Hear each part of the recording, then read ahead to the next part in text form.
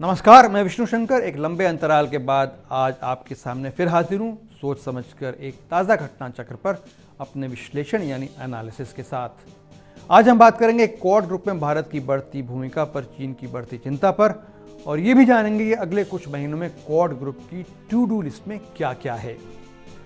चीन ने भारत को चेताया है कि उसे आपसे रिश्तों में अभी चल रहे अच्छे माहौल को सराहना चाहिए, क्योंकि इसी की वजह से पैंगोंग झील के उत्तरी और दक्षिणी किनारों से दोनों देशों की फौजों की वापसी हो पाई। ध्यान रहे कि इसी साल फरवरी महीने में भारत और चीन की सेनाएं पूर्वी लद्दाख में 9 महीने तक एक दूसरे से तनातनी के बाद पीछे हटी थीं। चीन का यह बयान दोनों देशों के बीच पूर्वी लद्दाख में LAC के करीब चीनी सेनाओं को पीछे हटाने के लिए हुई 11वें राउंड की बातचीत बेनतीजा रहने के बाद आया है। भारत का कहना है कि इस इलाके में गोगरा और हॉट स्प्रिंग में चीन की सेना भारत के भीतर घुसी हुई है और उसे वापस जाने की ज़रूरत है। सीमा पर अभी जो हालात हैं उसके अनुसार गोगरा, हॉट स्प्रिंग्स और कोंकाला इलाकों में दोनों ओर लगभग 60 सैनिक पेट्रोलिंग पॉइंट 15, 17 और 17A पर एक दूसरे के सामने खड़े हैं। ज़रूरत पड़ने पर उनकी मदद के लिए सैनिकों की एक खेप कुछ और पीछे तैनात है। चीनी सेना ने देप्सांग इलाके में भी भारतीय सैनिकों के पेट्रोलिंग पॉइंट 10, 11, 11A, 12 और 13 तक पहुंचने के रास्ते को ब्लॉक कर रखा है, जबकि कुछ साल पहले तक भारतीय सैनिक इन बॉर्डर पॉइंट्स तक गश्त लगाया करते थे। चीन ने भारत की मांग पर कहा है कि भारत को इस विषय में कोई बीच का रास्ता तलाशना होगा ताकि भारत चीन सीमा पर शांति बरकरार रहे। ये बोलकर चीन लगातार ये साफ करता रहा है कि गोगरा और हॉट स्प्रिंग्स और देप्सांग में घुसपैठ के बाद अब चीन का वापस जाने का कोई इरादा नहीं है, और अगर भारत इस बारे में कोई नतीजा चाहता है तो उसे चीन की शर्तें भी माननी होंगी। ये शर्तें क्या हैं अभी चीन ने नहीं बताया है। चीन के बयान से क्या संकेत मिलता है? यही कि अब चीन का नज़रिया भारत को लेकर सख्त हो चला है और इसकी वजह अमेरिका, जापान और ऑस्ट्रेलिया के साथ क्वाड ग्रुप में भारत की बढ़ती साझेदारी है। इसके साथ ही शायद चीन को ये उम्मीद भी रही होगी कि पैंगोंग झील से फौजों की वापसी के बाद चीन के साथ अपने आर्थिक रिश्तों में भारत सुधार करेगा, लेकिन ऐसा नहीं हुआ है। गौरतलब है कि पिछले एक साल में क्वाड ग्रुप की सोच, नीतियों और कार्यक्रमों में भारी इजाफा हुआ है और एक ऐसे गठबंधन की शक्ल बन रही है जिसमें सभी देश जनतांत्रिक व्यवस्था, इंडो पैसिफिक इलाके में यातायात और व्यापार की मुक्त आवाजाही और अंतर्राष्ट्रीय कानूनों पर आधारित आचरण में विश्वास रखते हैं। इस साल यानी 2021 में क्वाड ग्रुप को दिशा और रफ्तार इसलिए मिली क्योंकि अमेरिका में नए डेमोक्रेट प्रशासन के काम संभालने के साथ ही राष्ट्रपति जो बाइडेन ने क्वाड देशों की सरकारों के मुखिया के शिखर सम्मेलन में शामिल होने को अपनी मंजूरी दे दी।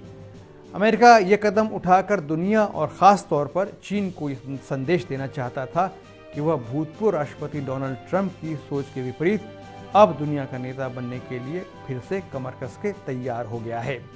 मार्च महीने में हुई क्वाड समिट मीटिंग में चीन का नाम लिए बगैर सभी भाग ले रहे मित्र देशों ने साफ कर दिया कि वे दुनिया के अलग अलग कोनों में चीन की दादागिरी का माकूल जवाब देने को तैयार हैं।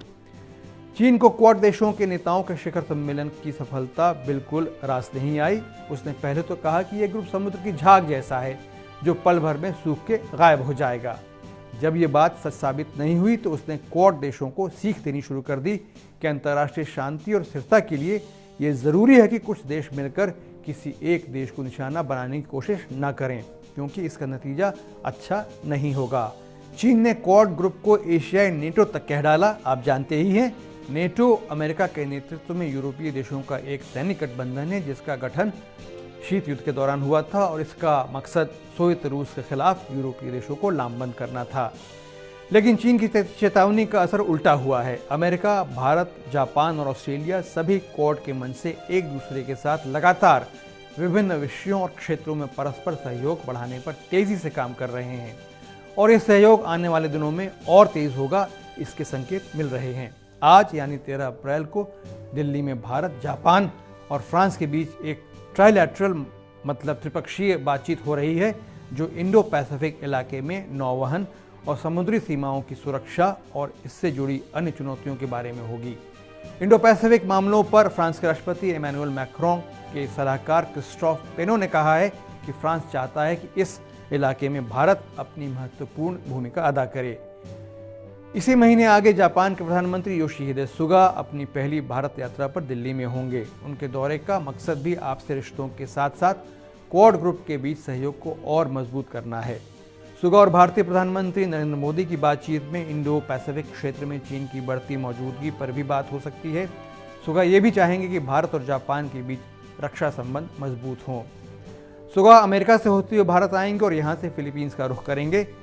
यह कदम इंडो पैसिफिक मामलों में आसियान देशों की महत्वपूर्ण भूमिकाओं को मान्यता देने के लिए उठाया जा रहा है।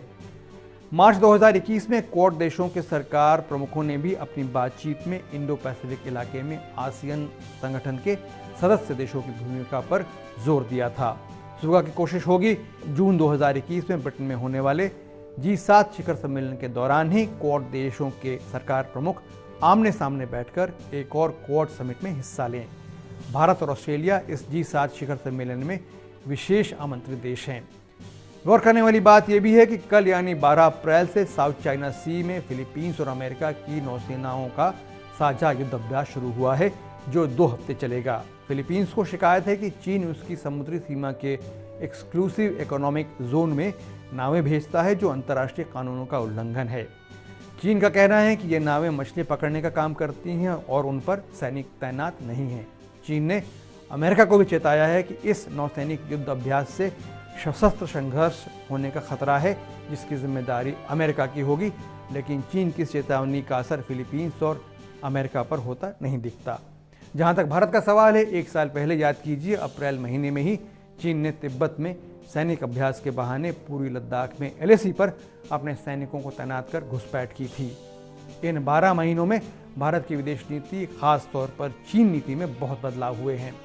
भारत ने चीन की आंख में आंख डालकर साफ कर दिया है कि वो दिन अब हवा हो गए हैं जब भारत चीन की बंदर घुड़की से सहम जाता था और मनहार करता था। आज का भारत बराबरी के दर्जे पर चीन से बात करेगा और मौका पड़ने पर या परिस्थितिवश जरूरत पड़ने पर अपने उत्तरी पड़ोसी से 2-2 हाथ करने से भी संकोच नहीं करेगा।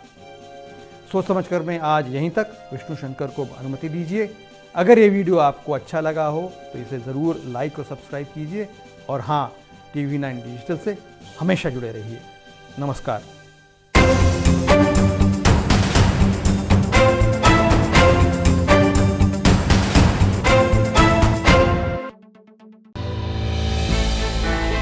हमने की गलती फिर एक बार, कोरोना ने किया दोबारा प्रहार। मास्क, 2 गज दूरी, करें अपनी सुरक्षा खुद। कोरोना टीका हम सबको लगाना है, मिलकर साथ समझदारी से कोरोना को हराना है।